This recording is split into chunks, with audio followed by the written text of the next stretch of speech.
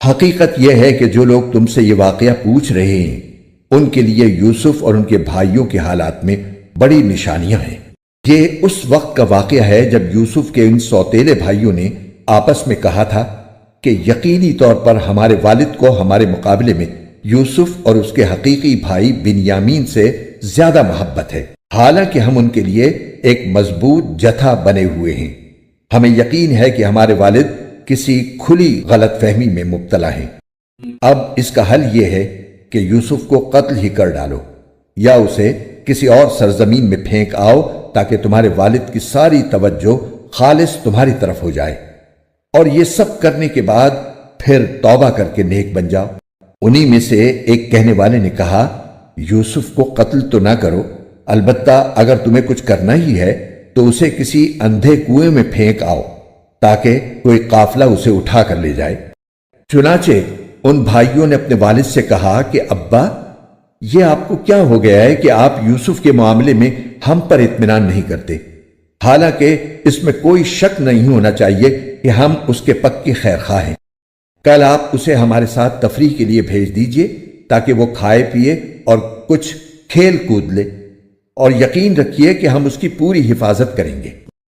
یعقوب نے کہا، تم اسے لے جاؤ گے تو مجھے اس کی جدائی کا غم ہوگا، اور مجھے یہ اندیشہ بھی ہے کہ کسی وقت جب تم اس کی طرف سے غافل ہو تو کوئی بھیڑیا اسے کھا جائے۔ وہ بولے، ہم ایک مضبوط جتھے کی شکل میں ہیں، اگر پھر بھی بھیڑیا اسے کھا جائے تو ہم تو بالکل ہی گئے گزرے ہوئے۔ پھر ہوا یہ کہ جب وہ ان کو ساتھ لے گئے اور انہوں نے یہ طے کر ہی رکھا تھا کہ انہیں ایک اندھے کنویں میں ڈال دیں گے، چنانچہ ڈال بھی دیا، تو ہم نے یوسف پر وحی بھیجی کہ ایک وقت آئے گا جب تم ان سب کو جتلاؤ گے کہ انہوں نے یہ کام کیا تھا، اور اس وقت انہیں پتہ بھی نہ ہوگا کہ تم کون ہو۔ اور رات کو وہ سب اپنے باپ کے پاس روتے ہوئے پہنچ گئے۔